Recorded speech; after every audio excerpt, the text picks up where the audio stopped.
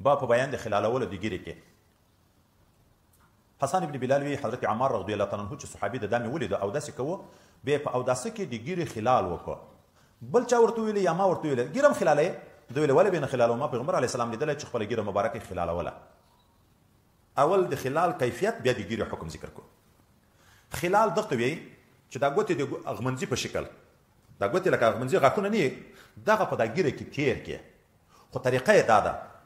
مخ دې پریمینځو بیا یو موټی اوبه راواخلې د لاندې د طرف نه دا ګیرې ته داسې ورننه باسي دا اوبه بیا دا لاس داسې واړی دا ویښتانو په منځ کې دا ګوتې نه باسي دغه خلال ویل کېږي په دې کې اختلاف دا چې آیا دا ویرغوی په کوم لوري ته وي بعضې روایتو کې راځي چې ویرغوی د باندې لور ته بعضې روایت کې راځي چې ویرغوی د غړۍ لوري ته محدثین وایي دواړه دي صحیح ده زموږ مذهب دا صحیح ده د اوبو په وړلو کې به د ویرغوی دا کپ د باندې لور ته وي دغه لوری به د غړۍ لور ته وي ځکه چې اوبو داسې رسیږي بیا چې خلال کوي بیا به ویرغوی د باندې وي که اوله نه اوبه داسې واخلې داسې کوي اوبه ټولې تویږي بیا اوبه نه رسیږي نو دا چې راغلی دی چې کف د غړۍ لور ته و کف د باندې لور ته و دا دوه حاله دي د اوبو د راخیستلو په وخت کې کف د غړۍ په لوري وي داسې او بیا د خلالولو په وخت کې چې ګوتې نه باسي دا ویرغوی د باندې شي د ګیرې حکم څنګه ده د خلال حکم یې څنګه ده په دې کې تقریبا مجموعه اته اقوال راغلي دي یو قول دا ده چې د ګیرې دریمه حصه مسح کول فرض دي مسح کې یو قول دا ده چې د څلورمه حصې په انداز باندې ګیره مسح کول فرض دي یو قول دا ده چې د ټولې ګیرې مسح کول فرض دي یو قول دا ده هغه چې د مخ سره نښتې ګیره ده یو خو دا لاندې کوزه ګوره چې داسې لاس سړی ونیسي دا نوره لاندې خو پټه شو دا د مخ سره خو دا برابري نښتې ده چې دا د مخ سره نښتې ده د دغه مسل ده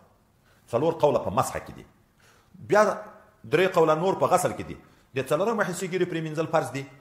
یا د درېیمه حصې ګیرې پرېمینځل فرض دي یا مالاق البشره دا د مخ برابري چې دا د مخ د پوستکي په برابر دي د دغه ګیرې پرېمینځل فرض دي دا کوزه چې راځړېږي د دغه پرېمینځل فرض نه دي دغه خلالول سنت دي اتم قول دا ده چې ګیرې مینځل غسل او مسح دواړه ساقط دي ځکه پوستکی نشته چې پرېمینځي مخ او پوستکي ته نه عبارت ده نو ویښتان چې پټ نه شو دواړه ساقط دي موږ مختاره دا ده قول چې هغه ویښتان چې د ګیرې مخ برابر دي د دغه پرېمینځل فرض دي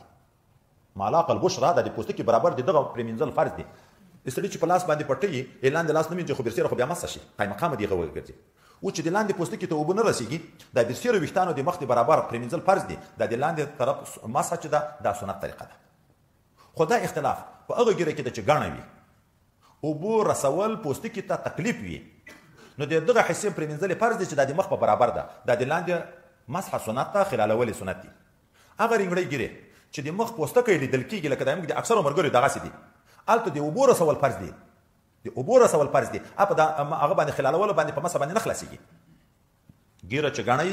د شریعت مسله دا ده چې ګیرې رخیل د ګیرې لنډول د نارینه دپاره ناروا دي ګناه ده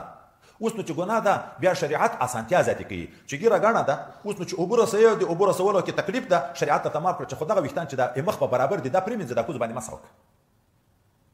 خو چې رسولو د اوبو کې تکلیف نه وي نو بیا هغه ځای ته اوبو رسول چې دي دا فرض دي خو ګیره ویایي کومې حد ته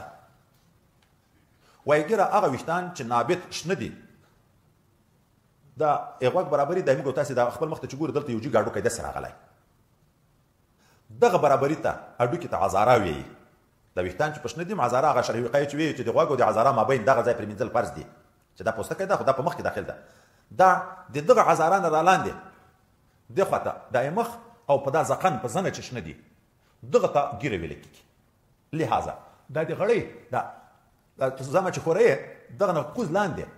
دغه لکه دا غټه هډوکی چې ده دغه لاندې دغه ته ګیره نه ویل کېږي شرعا دا په دغه ځای باندې ویښتان چې وجهه ده دغه ته شرعا ګیره نه ویل کېږي چې دا په ګیره کې نه دي لہذا د دغه ویښتانو پرې کول روا دي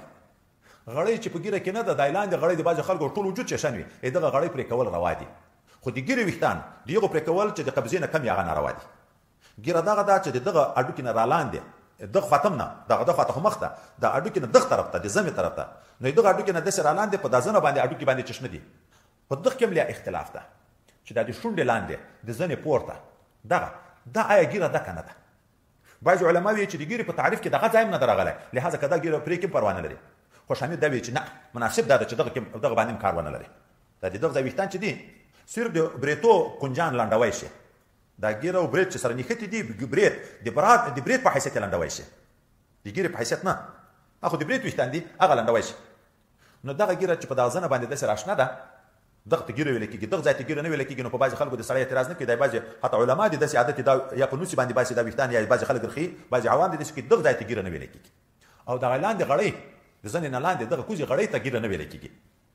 دا د مرۍ د هډوکي نه پورته دا ځامه چې دا خوري راخوري دغه ګیره ده اوس د دغه ګیرې برابر چې دا د مخ سره نښتې دغه ویښتان دي د دغه پرېمینځل فرض دي چې ګیره ګاڼه وي د دغه ویښتانو پرېمینځل فرض دي او که ګیره رنګړۍ وه د ننې پوستکي ته اوبه رسول فرض دي او مثلا د ټولې ګیرې دا سنت ته خلالول هم سنت دي